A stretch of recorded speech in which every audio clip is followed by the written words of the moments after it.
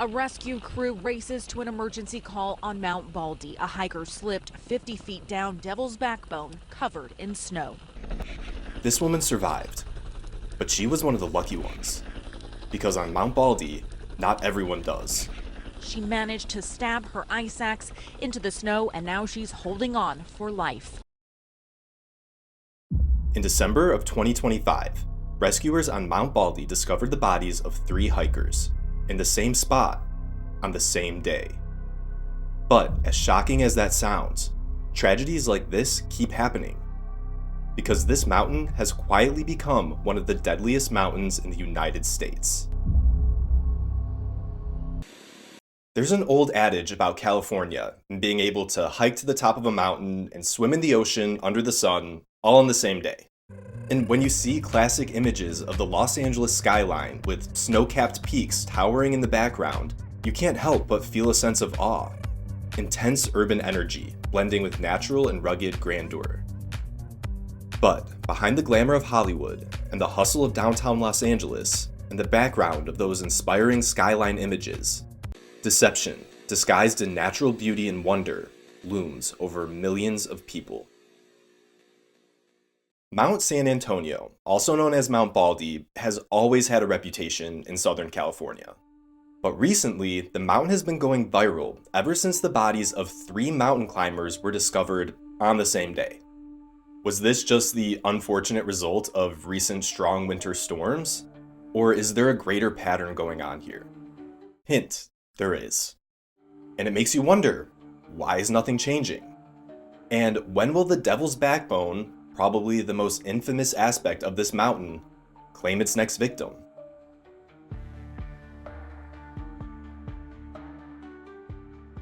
Welcome to LukieSpooks. My name is Luke, and I'm here to deliver to you all things strange, spooky, and spiritually suspicious. And today, we're going to figure out what the heck is going on 10,000 feet above Los Angeles. Not only that, but I have my own experiences summiting Baldy via the Devil's Backbone, albeit in the summertime, but I'll tell you right now, despite the immense amount of natural beauty, the whole place gave me a weird vibe. Enough so that after my second hike there, I distinctly remember telling myself that I never needed to go back. And if you're a diehard Baldy fan, don't come after me because I totally get it, that was my experience. But that being said, I couldn't help but look into other lore beyond these unfortunate tragedies, and wouldn't you know, stories of murder, cryptids, and strange experiences are not hard to find when it comes to Mount Baldy. But to be honest, after going through everything in this video, it just didn't feel right mixing those themes, and it left a bad taste in my mouth. Highly intriguing, so if you're interested in that, please comment because I would love to do a part 2 to this video where I can just focus on that stuff. And real quick, I just want to say a huge thank you to anyone that came here from my last video about the fake Instagram dentist. The response was honestly overwhelming in a positive way. And if you're new here, welcome. My goal is to continue making the high quality and strange content that you want and deserve. Okay, enough rambling. Viewer discretion is advised as we'll be talking about some graphic losses of life and stressful situations that may be triggering. Also, my heart goes out deeply to anyone lost or impacted by these and similar tragedies. No judgment is cast upon these people at all, but fair warning, I do discuss some things matter-of-factly. That being said, without further ado, let's begin our ascent. Now, before just diving into these recent and not-so-recent tragedies, I do want to give some history and background that surrounds Mount Baldy because it does give us some context and even reasoning behind everything we're going to be talking about. Mount Baldy is the highest point in the San Gabriel mountain range in Southern California, peaking at 10,064 feet. It's located right on the border of the sprawling metropolis that comprises Los Angeles County to the west and the arid Mojave Desert to the east. Its formal name being Mount San Antonio, the nickname Mount Baldy was given when settlers arrived, in reference to the rocky, barren slope of Baldy Bowl that dominates the mountain's south face visible from Los Angeles. And by the late 19th and early 20th century, Mount Baldy became known to offer a wilderness escape just beyond the reaches of Los Angeles, which by 1910 would be easily accessible by automobile for all Angelinos. The area would continue to develop with cabins, lodges, local amenities, and ski lifts would be installed in 1952. And there's some really interesting history surrounding Baldy, but I'd rather get into that once I do the whole part 2 or lore of Baldy video. But I do need to mention the fully equipped lodge called Top of the Notch that's open year-round. I had a full continental breakfast before an 11-mile hike. Did I also mention this was the first hike I did 1 month after moving to LA? Did I also mention that I did this hike while wearing Nike Frees? Totally doable in the summer, just saying. All this to say, Mount Baldy has become renowned as a top outdoors destination for hiking, skiing, camping, cycling, hunting, and running. And as far as hiking goes, the summit of Mount Baldy can be reached by all 4 sides of the mountain. And despite the numerous articles and information sites that say it's not that bad and it's not that treacherous, All Trails, a very popular hiking site, rates it as hard. And all I can tell you from my experience was that was hard as f***. And I'm not an expert hiker by any means, but I was in pretty good shape at the time. Now, the most common way to hike Mount Baldy is via the Baldy Loop. And depending on which direction you take that loop, you'll eventually come upon the most infamous aspect of Baldy, the Devil's Backbone. The Devil's Backbone is a 2 to 3 mile, spine-tingling stretch of narrow pathway that leads to the peak of Mount Baldy. And for a lot of this stretch, the mountain drops off hundreds of feet on either side of you. Because you're literally walking along the ridge of a mountain. And to be completely fair, even though this part of the hike is absolutely mind-blowing and terrifying and thrilling in a fun way, it's completely manageable during the warmer months. But in the winter, it's a completely different world. Gnarled and mangled trees dot higher reaches of the mountain, permanently scarred from constant exposure to fierce and freezing winds, like mutants that linger to warn of what happens there during the winter. On the Devil's Backbone, what was once a clean and flat trail becomes indistinguishable from the sheer slopes on either side. One misstep can be the difference between life and death, especially here. And this is where Marcus Casanova lost his life. Tragic new details tonight on the 3 hikers who were found dead on Mount Baldy this week. One of them has been identified as a 19-year-old from Seal Beach who was home for the holiday. At the end of 2025, social media and news headlines became flooded with the tragic story of Marcus Mensch Casanova, a 19-year-old from Southern California and Mount Baldy's most recent victim. And with this story, it's really easy to think, oh, some 19-year-old kid who was probably ill-prepared decided to go on a dangerous hike and exactly what you thought would happen, happened. But that really was not the case at all. Marcus Mensch Casanova was from Seal Beach, California, and was described as a born outdoorsman. He loved fishing, swimming, freediving, and hiking, and although he had never climbed a mountain before, his father, Ken Mensch, recalls that Marcus was meticulous and always put preparation at the forefront of his adventures. Now, Marcus's parents weren't thrilled to hear about his plans of climbing Mount Baldy over the Christmas holiday, but they also trusted their son. And he wasn't going to be doing this challenging hike alone. He was actually going with a friend who was a firefighter that was trained in search and rescue. And Marcus and his friend were really doing all the right things as far as staying as up to date as they could regarding weather conditions and scouring messaging boards about the latest updates on the mountain. And based on all the information they had gathered, the guys decided that Baldy would be safe enough to climb on December 29th.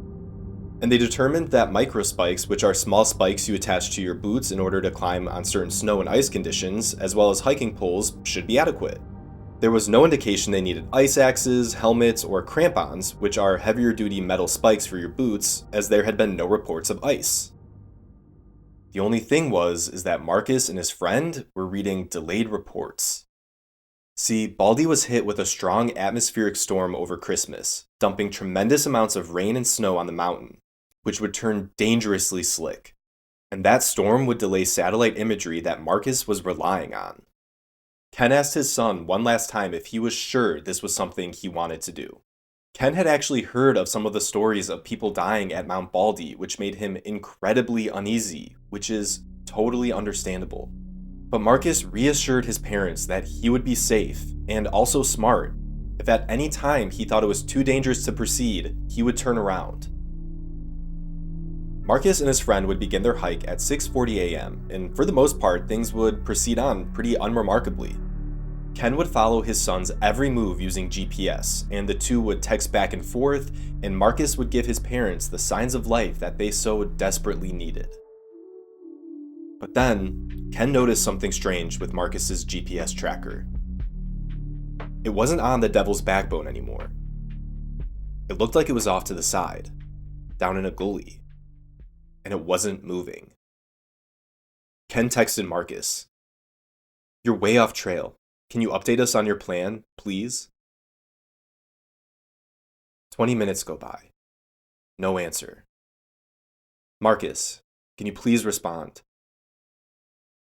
Another 20 minutes go by, and Ken's heart is starting to sink.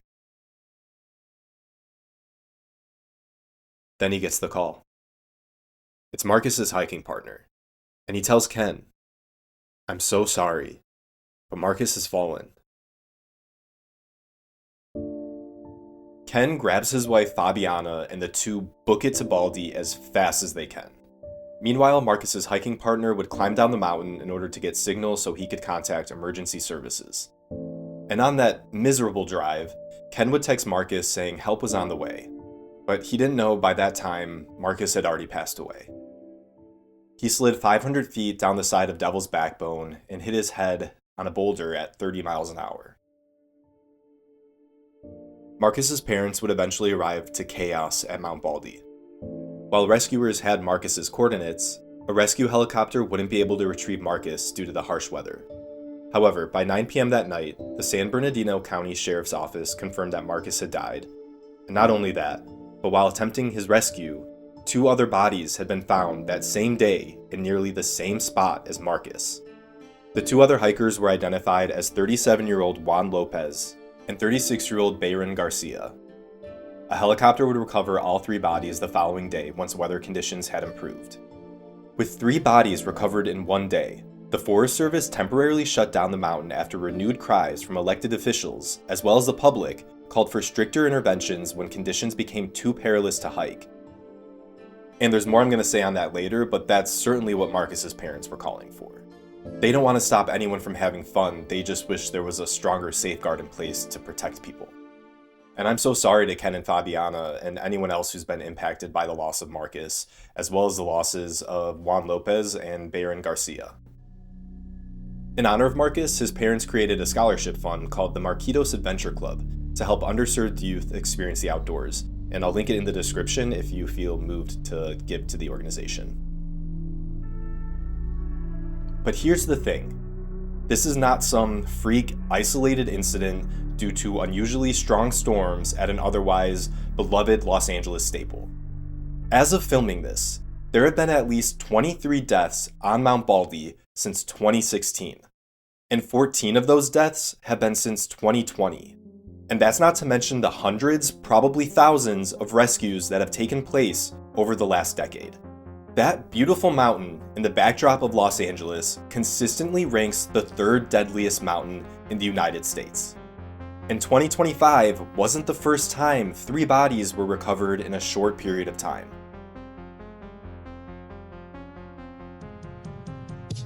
February 2nd, 2016.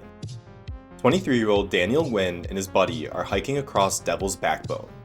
Daniel's friend begins slipping, and so Daniel scrambles to help and is able to save his friend. But while doing so, Daniel slipped himself and fell 1,500 feet.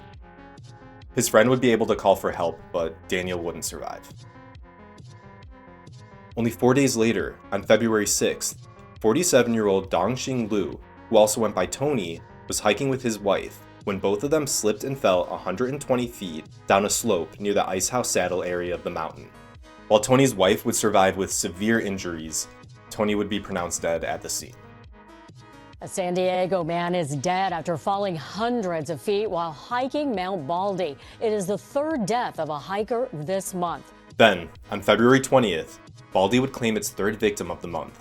An unnamed 45-year-old man from San Diego who slipped off the Devil's Backbone and plummeted 1,500 feet, just like Daniel Nguyen. He was airlifted to a nearby hospital where he was pronounced dead. Just a side note, during this month alone, there were over 12 rescues. And the mountain would close intermittently, but it seemed to be hungry every time it opened back up. People keep going back. And if you've ever been to the summit of Mount Baldy, it's not hard to understand why. It's an incredibly rewarding hike, not only for the effort it takes, but for the views, especially at the top. You have the entire sprawl of Los Angeles on one side and the expansive Mojave Desert on the other. And while catching your breath and chomping on a Slim Jim and maybe a salty pickle, you have the realization that you're 10,000 feet above 10 million people. That you are now a part of that famous skyline image, gazing back in the opposite direction. The lack of oxygen makes it even more surreal. And at least for me, after finishing a long and strenuous hike, and Baldy especially comes to mind, there's a sense of lightness and peace that comes afterward. Endorphins are firing, a feeling of accomplishment, fantasizing about the greasiest burger with fries and a milkshake as you drive down a canyon back to civilization. And it really does end up being the best burger ever. And then having the best shower ever, as caked on dirt dissolves and flows down the drain. And then melting into my bed with numb legs and feelings of immense gratitude, and then drifting off into the best dreamless sleep ever. And it's heartbreaking to think of the people that go to Mount Baldy for the adventure and the views, or in Sam Kim's case, to connect with a higher power, and never end up getting to experience the simple rewards that are supposed to come after.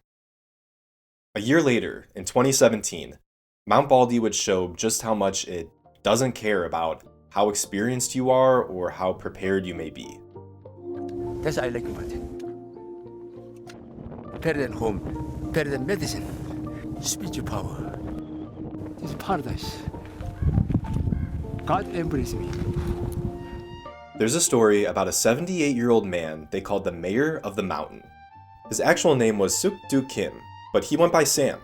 And Sam, let's just put it this way, Sam's dedication to the mountains was basically the most important thing in his life. And being a man of faith, Sam had grown to feel more connected with God in the mountains than at church. True fact here, Sam had set a goal to summit Baldy 1,000 times before his 80th birthday. Yeah, I know. I did it twice and was like, never again. But on Friday, April 7th, 2017, Sam would set out for the San Gabriel Mountains for another one of his almost daily hikes at Mount Baldy. And the next morning, on Saturday, when Sam's wife Sunny and their son David saw that Sam hadn't returned yet, they actually didn't immediately panic. They knew the weather had turned sour, but they also knew Sam, and it wasn't unusual for him to hunker down and find shelter. He had handled it all at Mount Baldy, and this wouldn't be the first time that he didn't show up when he was expected. Sunny and David were so confident in Sam's abilities and experience that it wasn't until Sunday morning when David saw that his father still hadn't returned that he finally floored it to Mount Baldy. Sam was basically famous at Mount Baldy. Everyone knew him. So when word spread that he was missing, a huge search effort ensued. Rescuers weren't looking for a hiker, they were looking for their friend. It wasn't until 2 days later that a rescue helicopter would notice something in the wilderness. A body, face down, wearing the unmistakable blue jacket that belonged to Sam. He was resting at the bottom of a steep rocky bowl on the north side of the summit, which would have been rimmed with snow and ice the day Sam went missing. Evidence pointed to the fact that Sam likely slipped and fell while starting his descent, and he passed before coming to a rest. One thing was certain though, which was that Sam had reached the summit that day. More than his 800th time doing so. He was on track to reach 1,000 before his 80th birthday.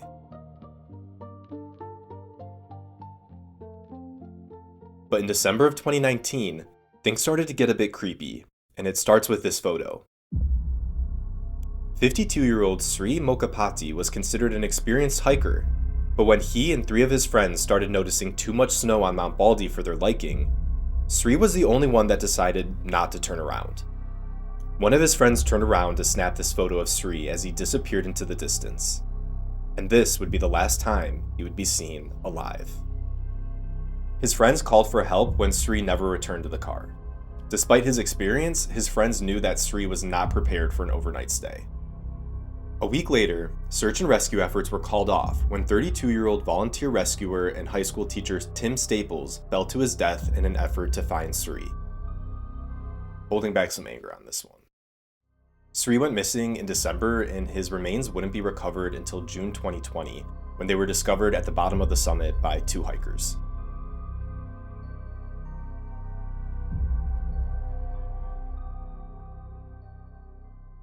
Then we get to the point where social media and tragedy collide. There was a woman on Facebook who went by the name of the Dancing Hiking Queen. 56-year-old Crystal Paula Gonzalez Landis was known in her community for her fearless hikes and daily dose of inspiration. The loving mother of 4 was known for documenting her adventures and spreading inspiration with her vibrant and uplifting nature. But on January 8th, 2023, the hiking queen would post her last Facebook video in the early hours of her last hike at Mount Baldy. It's go time.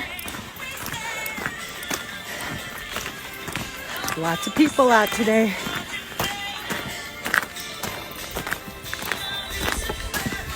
Woo! Crystal was pronounced dead after falling 700 feet down the icy hillside of Baldy Bowl. She would actually survive her fall, but would succumb to her injuries while awaiting air rescue.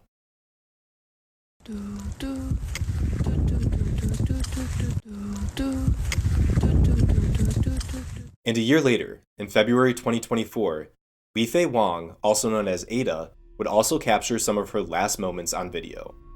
Her social media pages show that she's an experienced adventurer, and when she decided to hike Mount Baldy, there was no evidence that she was actually trying to reach the summit. Probably just wanted to get out in nature, see some beautiful views, and hopefully get some good footage for the socials. But then, one of the worst storms in California history rolled in, dumping massive amounts of snow on the mountain. The storm was too strong for any rescue to reach Weifei by the time anyone knew she was missing. She wouldn't be recovered until a week later when her frozen body was discovered by an aerial drone. This was her last recording.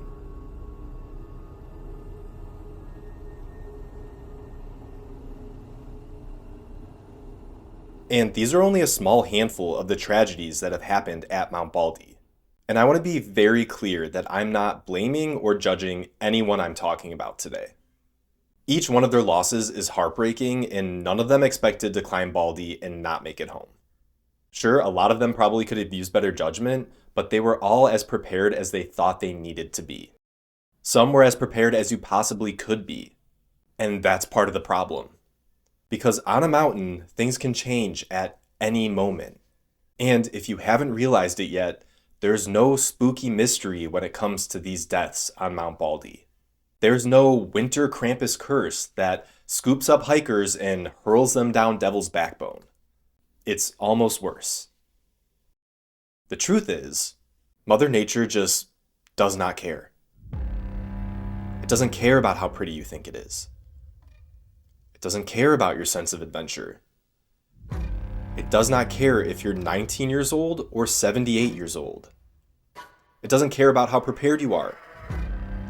It doesn't care if you check the weather 1,000,000 times. It doesn't care if you've done this, whatever this is, 800 or 8,000 times. It doesn't care if you brought crampons or GPS tracking. And Mother Nature certainly doesn't care if you're rich or famous. And then I'm just finishing off some work on The Girl with the Dragon Tattoo, which David Fincher is directing. That's going to be huge. We hope! Shortly after the death of the hiking queen in 2023, 65-year-old Julian Sands, a well-known English actor but also an avid outdoorsman, set out to hike Mount Baldy. But at some point, severe snowstorms started encroaching on the mountain, and Julian's loved ones hadn't heard from him. The last ping from his cell phone came from an icy ridge atop the Baldy Bowl near the summit. Search and rescue efforts were impossible due to the weather. Anyone noticing a theme here? 5 months later, in June 2023, 2 experienced hikers were making their way through a canyon when they stumbled upon a boot, then another boot, then some hiking poles, and finally, some bones. Close by was a dark pile of winter clothes, and inside a pocket of those clothes was a wallet. The hikers took out the ID and immediately recognized the chiseled face staring back at them. Next to it was the name Julian Richard Sands. Craziest part is that before these hikers even found the remains, they knew they were directly below the ridge where Julian was last known to be. And although we can speculate that he probably slipped and fell down the canyon, his cause of death remains undetermined due to the state of his remains once discovered, which is actually pretty common. Every year, there's always an article about the rescues or the deaths. They always say the same thing: how Mount Baldy is one of the deadliest mountains, how people are never as prepared as they need to be in the winter, how people don't understand that search and rescue can't even happen until weather improves. And Mount Baldy is unique in the winter. Trails that are visible in the summer become non-existent. The top layers of snow melt in the California sun and then refreeze at night, creating frictionless slopes that become invisible when it snows again. And while the Devil's Backbone provides a thrilling and calculated risk in the summer, in the winter, the interface between horizontal trail and almost vertical slope becomes an abstract idea. Gil Estrada is the chairman of the Sierra Club San Antonio Ski Hut on Mount Baldy, and he worked ski patrol on the mountain for 34 years. In his own words, quote, "I've seen broken legs, broken arms, people who have been hit by the ice, people who slide and hit trees and rocks and their faces are concave and blood spurting out. Quote, it gets old after a while, and I'm kind of tired of it." Unquote. News reports, community pages, and online forums all point to one common question: people demanding answers as to why this keeps happening. Why more isn't being done to regulate the mountain. Back and forth arguments that the mistakes of some unprepared people shouldn't prevent those with years of experience and discernment from enjoying the thrill of the climb. Lots of talk about permits, but also a lot of pushback about not impeding people's rights to enjoy national forests. Then there's the different organizations trying to decide who's to blame and who's responsible. The sheriff of San Bernardino, Shannon Dykes, says, quote, "The frequency of rescues our department is involved in annually, and the lack of concern for what's happening on Mount Baldy by those who are responsible for maintaining visitor safety needs to be addressed." I'm speculating that the group he's referencing is the Angeles National Forest Service. Keila Vizcarra, a spokesperson for the organization, had this to say: "Our goal is always to balance public safety with keeping the area open for local residents, visitors, and permitted winter recreation activities. As always, we encourage our users to know before you go." I don't know, maybe after this most recent bout of 3 deaths in one day, something will change. And as far as mountain closures go, I'm not gonna sit here and say they're bad if they are saving the lives of both hikers and rescuers. But these deaths are still happening regardless of the closures. Part of the reason I said there's no mystery here is because weather conditions can change on a dime, and certain conditions just can't be predicted until it's too late. But the same can be said about so many mountains across the US and the world. So why Baldy? Why not Mount Whitney, which is the actual tallest point in California? And to me, even though it's not sinister, it still gives me a sick feeling. I call it the accessibility theory. And I did not come up with this idea, but that's just what I'm calling it. And in order to explain, we have to go back to that classic Los Angeles skyline photo. Someone on the west side of LA, like myself, looks out their window, sun shining, not a cloud in sight, and says, "Hey, it looks like the perfect day to go play in the mountains." I mean, literally, I took this video from my street a couple days ago. And social media makes it feel like it's at your fingertips. Mount Baldy is close to one of the largest urban areas in the world. It's a heavenly beacon in an otherwise unending metropolis. In a straight line in less than 50 miles, you go from sea level to 10,000 feet, and in between are 10 million people. It doesn't matter if you're rich, poor, white, black, or brown, athletic or not. When you see that, you want to be a part of it. It's in your backyard, so how dangerous can it be? And I'm about to go rogue here, but something about it reminds me of those absolutely traumatizing Australian PSA commercials.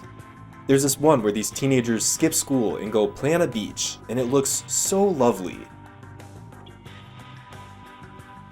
Until they all start getting blown up because it's a restricted area used for explosive testing. Australia, what the fuck is up? That was a lot, and the whole thing was an intrusive thought, but that's where my brain goes with this topic. When Ken Mensch lost his son Marcus, he didn't even call for a complete shutdown of the mountain. All he wants is the implementation of a system, a free permit of sorts. And all you'd have to do is watch a video to help you understand the risks of hiking Mount Baldy. And Ken was reported saying, quote, "All it would have taken was somebody saying, 'I need you to pause for 5 minutes and understand what you're getting into.'" I know I could certainly benefit from that advice. And everything Ken is saying makes sense to me, but other people may find it oppressive, so feel free to comment. Jeff Marsteiner is the owner of Colorado Mountain Man LLC and the Survival University. He's an elite survivalist. And Jeff wrote a very spicy Facebook post about Baldy because he kept getting tagged in it. And I'm going to post it below if you want to read, but just a couple things I want to highlight that he wrote. Jeff says, quote, "This is survival related, not survival after the fact, survival before the fact. This isn't about teaching people how to eat pine needles for 30 days. This is about judgment, preparation, and honesty." Basically, your survival here isn't about your skill in the wild. It's about your judgment before you're even in the wild. To me, it feels like Jeff is saying this is beyond him, even as a professional survivalist. And another thing I want to be very clear on is I am not in any way trying to monger fear against adventure. I think fear is the killer of freedom. I think fear prevents us from accomplishing a lot of the things we're meant to. But there is something called healthy fear. It's the type of fear that switches on discernment, the type of fear that reminds us of our human limitations, and in the end keeps us alive. Here's my final takeaway. Straight up, I don't think the deaths on Mount Baldy are going to stop, and here's why. There is a certain type of person out there called a high sensation seeker. Alex Honnold, the famous free climber, is a perfect example of this. I've never clenched my butt cheeks tighter than when I watch this guy. But these people thrive in high-risk, high-adrenaline situations, and the risk of death is almost like a splash of color in an otherwise muted world. These people cannot be stopped, and they want to stare death in the face. I don't judge them. It's their biochemistry. It's fun to watch. But I often think, man, I wish there was a way for these people to get that adrenaline fix without having to fully risk their lives. But in doing so, that would remove the very aspect of adventure that they're in search of. Again, I'm not here to tell anyone how to do anything. I'm very anti-fun. But it should be said that every person that never made it home had a family waiting for them. Every volunteer rescuer that risks their life to save another probably has a family that's desperately waiting for them. And on those days where things maybe don't seem too certain, taking a step back and thinking about who you may be leaving behind forever, well, that just might make it a little bit easier to defer the thrill for another day. And this actually reminds me a lot of my fake dentist video, because regardless of how good your intentions are, your actions have ripple effects on others. There's an impact on emotion, resources, and lives. I constantly go back to Tim Staples, the 32-year-old rescuer who didn't make it back to his wife because Sri Mokapati just had to make it to the summit. And I just want to reiterate what the authorities at Baldy say. If you ever find yourself in a sticky situation and you need help, you should never hesitate or be ashamed to call for help if possible. It's what they're there for. Raise your hand if you're a little bit more open to sharing your location with loved ones. It took me one night alone in the desert to realize how close to being a statistic I was, and my location has been on permanently ever since. And it's not an end-all be-all, but at least it gives my family some damn peace of mind, which I rarely do. Alright, now that we're back on level ground with full oxygen, I just want to say thank you for watching, especially if you made it till the end. Again, I want to give my condolences to anyone that's been affected by a loss at Mount Baldy. And I also want to thank anyone that's involved in search and rescue efforts anywhere. And I try to give grace by coming at every angle with this like I do for all topics, but I apologize if I got too preachy. But as always, I would love to hear your thoughts about it all. Have you ever been to Baldy? During the winter? Couldn't be me. Also, if you've been enjoying my videos and want to officially join in on the fun, please consider subscribing. I'd be so grateful, but of course, no pressure. Anyways, thanks again. You're awesome. Stay safe. Stay cautious of deceptively beautiful mountains. And as always, stay spooky.